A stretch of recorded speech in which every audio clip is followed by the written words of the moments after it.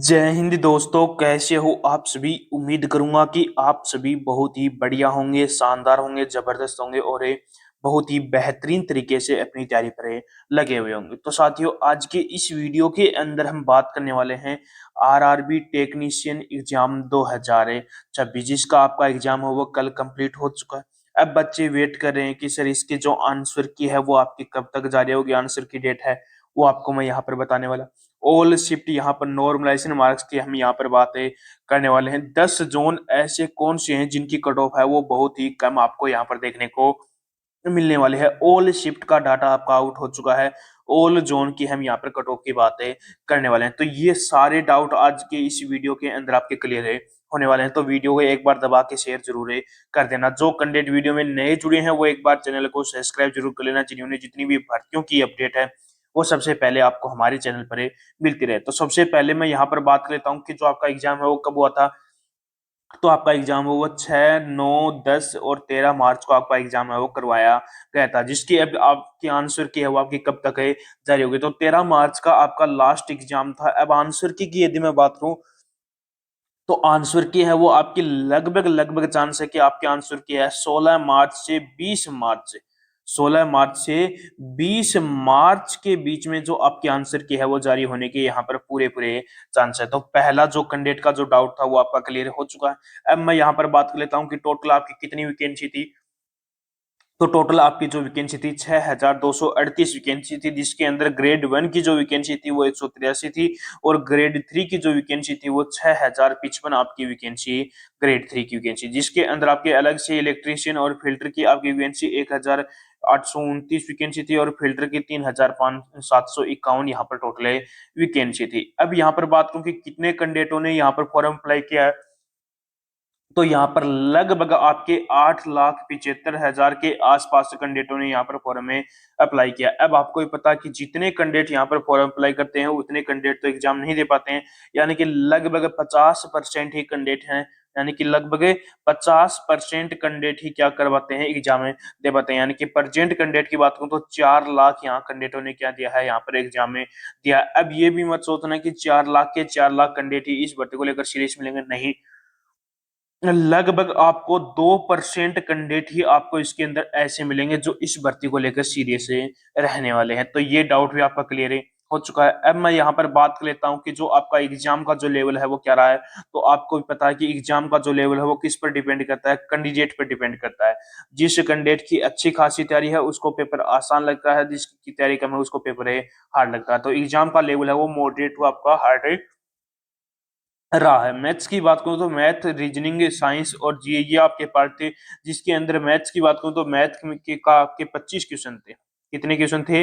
25 question थे। Math का part भी काफी बच्चे मॉडरेट बता रहे, काफी बच्चे यहाँ पर हार्ड है बता रहे हैं। रीजनिंग की बात करूं तो रीजनिंग के भी आपके यहाँ पर 25 क्वेश्चन थे। रीजनिंग का पार्ट भी काफी बच्चे यहाँ पर मॉडरेट ही बता रहे हैं। साइंस की बात करूं तो साइंस के आपके यहाँ पर 40 क्वेश्चन थे, जो भी पार्ट है वो मॉडरेट आपका हार्ड है बता रहे थे। जीए की बात करो तो जीए के अंदर 10 क्वेश्चन थे और जस्ट पार्ट है वो जीके का आपका पार्ट है वो हार्ड यहाँ पर बता रहे थे। तो एग्जाम का जो लेवल है वो आपको ही पता है किस पर डिपेंड करता है, आपका कैंडिडेट पर ही डिपेंड करता है। ठीक है, उसके बाद में मैं यहाँ पर बात कर लेता हूँ कि जो आपकी हार्ड शिफ्ट है, ये पिछली भर्ती के अकॉर्डिंग मैं यहाँ पर नॉर्मलाइजेशन की बात कर रहा हूँ। जो हार्ड शिफ्ट थी उनके अंदर आपको 10 से 14 मार्क्स तक का यहाँ पर नॉर्मलाइजेशन देखने को मिला था और हार्ड शिफ्ट थी उनके, मॉडरेट शिफ्ट थी उनके अंदर 4 से 8 मार्क्स तक का यहाँ पर नॉर्मलाइजेशन में फायदा देखने को आपको मिला था, जो पिछली भर्ती थी उसके अंदर। लेकिन अब की बार यदि मैं बात करूं तो लगभग इसी के आसपास आपको नॉर्मलाइजेशन में फायदा देखने को मिलने वाला है। ठीक है, अब मैं बात कर लेता हूं कि जो आपकी हार्ड शिफ्ट है वो कौन सी है, मॉडरेट शिफ्ट कौन सी है। तो 6 मार्च की फर्स्ट शिफ्ट हो गई, 9 मार्च की थर्ड शिफ्ट हो गई, 10 मार्च की फर्स्ट शिफ्ट हो गई। ये शिफ्ट क्या है, आपकी हार्ड शिफ्ट है। जैसे आंसर की जारी होगी उसके बाद में ये जरूरी नहीं है कि यही हार्ड शिफ्ट है, ये आपके मॉडरेट शिफ्ट भी हो सकती है, ये इजी शिफ्ट हो सकती है। पूरा कन्फर्म जब ही आपकी आंसर की जारी होगी उसके बाद में आपका पता चलेगा कि कौन सी हार्ड शिफ्ट है, कौन सी आपकी मॉडरेट शिफ्ट है। ये आपको मैं किसके अकॉर्डिंग, जो बच्चों ने कमेंट करके बताया कि सर ये हमारी हार्ड शिफ्ट थी, ये मॉडरेट शिफ्ट थी, उसके अकॉर्डिंग मैंने आप यहाँ पर ये हार्ड शिफ्ट और मॉडरेट शिफ्ट बता रहा हूँ। मॉडरेट शिफ्ट की बात करूँ तो मॉडरेट शिफ्ट है वो 6 मार्च की सेकंड और थर्ड शिफ्ट हो गई, 9 मार्च की सेकंड शिफ्ट हो गई, 10 मार्च की सेकंड और थर्ड शिफ्ट हो गई। ये आपकी क्या है, मॉडरेट शिफ्ट है। तो आपका नॉर्मलाइजेशन का जो भी काफी बच्चों का डाउट था वो भी आपका क्लियर हो चुका है। अब मैं यहाँ पर बात कर लेता हूँ जो अपनी एक सटीक कट ऑफ है क्या रहने वाली है। तो सबसे पहले मैं यहाँ पर बात कर लेता हूँ डेंजर जोन कौन कौन से हैं। तो डेंजर जोन की बात करूँ तो चंडीगढ़ जोन डेंजर जोन के अंदर आता है। पटना हो गया, रांची हो गया, गोरखपुर हो गया, भुवनेश्वर हो गया, कोलकाता हो गया, प्रयागराज हो गया, गुवाहाटी हो गया, मुजफ्फरपुर हो गया, अजमेर हो गया, चेन्नई हो गया, मुंबई हो गया। ये जोन ऐसे हैं जिनकी कट ऑफ है वो आपको थोड़ी सी यहाँ पर हाई देखने को मिलती है, जो आपके डेंजर जोन के अंदर रखे गए हैं। अब इनकी यदि मैं कट ऑफ की बात करूं तो सबसे पहले मैं आईटीआई कैंडिडेट की यहाँ पर बातें कर लेते हैं। तो आईटीआई कैंडिडेट की यदि मैं बात करूं तो यूआर कैटेगरी से जिस भी कैंडिडेट के 77 से 80 के बीच में मार्क्स हैं तो वो कैंडिडेट क्या है यहाँ पर सेफ है रहने वाले हैं। ओबीसी की बात करूं तो ओबीसी के अंदर जिस भी कैंडिडेट के 72 से 75 के बीच में मार्क्स हैं तो आप भी कैंडिडेट क्या हो यहाँ पर सेफ है रहने वाले हो। ईडब्ल्यूएस की बात करूं तो ईडब्ल्यूएस के अंदर जिस भी कैंडिडेट के 71 से 73 के बीच में मार्क्स हैं तो वो कैंडिडेट भी क्या है यहाँ पर सेफ है रहने वाले हैं। एससी कैटेगरी की बात करूं तो एससी कैटेगरी के अंदर जिस भी कैंडिडेट के 64 से 68 के बीच में मार्क्स हैं तो आप भी कैंडिडेट क्या हो यहाँ पर सेफ है रहने वाले हो। एसटी कैटेगरी की बात करूं तो एसटी कैटेगरी के अंदर 59 से 62 के बीच में मार्क्स हैं तो वो कैंडिडेट भी क्या है यहाँ पर सेफ है रहने वाले हैं।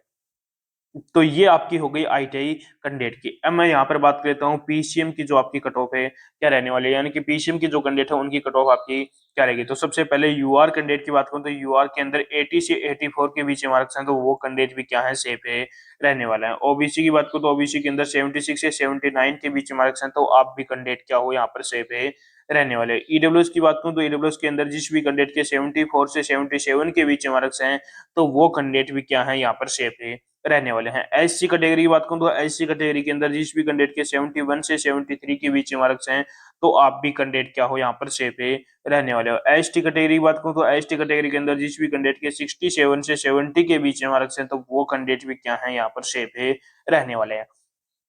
तो मैंने आपको यहाँ पर इन जोन की जो डेंजर जोन बताए थे उनके आईटीआई कट ऑफ बता दी है और पीसीएम की भी मैंने आपको यहाँ पर कट ऑफ है बता दी है। अब मैं बात करता हूँ 10 जोन ऐसे सेफ जोन है जिनकी कट ऑफ आपको बहुत ही कम देखने को मिलने वाली है। तो कौन सा जोन है? भोपाल जोन हो गया, बेंगलुरु हो गया, अहमदाबाद हो गया, सिलीगुड़ी हो गया, तिरुवनंतपुरम हो गया, बिलासपुर हो गया, नालंदा हो गया, जम्मू हो गया, श्रीनगर हो गया। ये ऐसे जोन है जिनकी कट ऑफ है वो आपको डेंजर जोन से यहाँ पर कम देखने को मिलने वाली है। यदि इनकी कट ऑफ की यदि मैं बात करूँ तो मैं आपको यहाँ पर जो सेफ आईटीआई है और जो पीसीएम है उनकी दोनों ही कट ऑफ यहाँ पर बताऊंगा। तो सबसे पहले आईटीआई की यदि मैं कट ऑफ की बात करूँ तो यूआर कैटेगरी से जिस भी कैंडिडेट के 71 से 73 के बीच में मार्क्स हैं तो वो कैंडिडेट भी क्या है यहाँ पर सेफ है रहने वाले हैं। ओबीसी की बात करूं तो ओबीसी के अंदर जिस भी कैंडिडेट के 66 से 67 के बीच में मार्क्स हैं तो आप भी कैंडिडेट क्या हो सेफ है रहने वाले हो। ईडब्ल्यूएस की बात करूं तो ईडब्ल्यूएस के अंदर जिस भी कैंडिडेट के 65 से 67 के बीच में मार्क्स हैं तो वो कैंडिडेट भी क्या है यहाँ पर सेफ है रहने वाला है। एससी कैटेगरी की बात करूं तो एससी कैटेगरी के अंदर जिस भी कैंडिडेट के 61 से 63 के बीच में मार्क्स हैं तो वो कैंडिडेट भी क्या है सेफ है रहने वाला है। एसटी कैटेगरी की बात करूं तो एसटी कैटेगरी के अंदर जिस भी कैंडिडेट के 56 से 59 के बीच में मार्क्स हैं तो वो कैंडिडेट भी क्या है यहाँ पर सेफ है रहने वाला है। यदि आईटीआई के जो भी कैंडिडेट हैं यदि उनके इतने मार्क्स बन रहे हैं तो वो कैंडिडेट भी क्या है यहाँ पर सेफ है रहने वाले हैं। पीसीएम की यदि मैं कट ऑफ की यहाँ पर बात करूं तो यूआर कैटेगरी से जिस भी कैंडिडेट के 76 से 78 के बीच में मार्क्स हैं तो वो कैंडिडेट भी क्या है यहाँ पर सेफ है रहने वाले हैं। ओबीसी की बात करूं तो ओबीसी के अंदर 71 से 74 के बीच में मार्क्स है तो वो कैंडिडेट भी क्या है यहाँ पर सेफ है रहने वाले हैं। ईडब्ल्यूएस की बात करूं तो ईडब्ल्यूएस के अंदर जिस भी कैंडिडेट के 68 से 71 के बीच में मार्क्स है तो आप भी कैंडिडेट क्या हो यहाँ पर सेफ है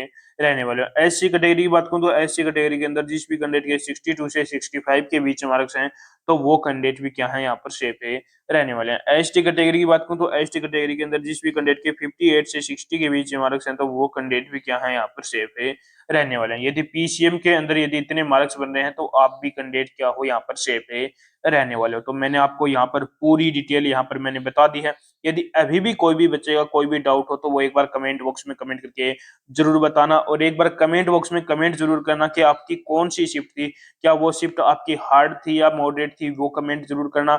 और आपका जोन कौन सा जोन से हो वो कमेंट करना और आपके कितने मार्क्स आपके बन रहे हैं ये इसका रिप्लाई मैं आपको बहुत जल्दी करने वाला हूं। तो उम्मीद करूंगा कि आपको हमारा ये वीडियो पसंद आया होगा। तो एक बार लाइक शेयर सब्सक्राइब जरूर करना और एक बार कमेंट करके जरूर बताना कि आपको हमारा ये वीडियो कैसा लगा।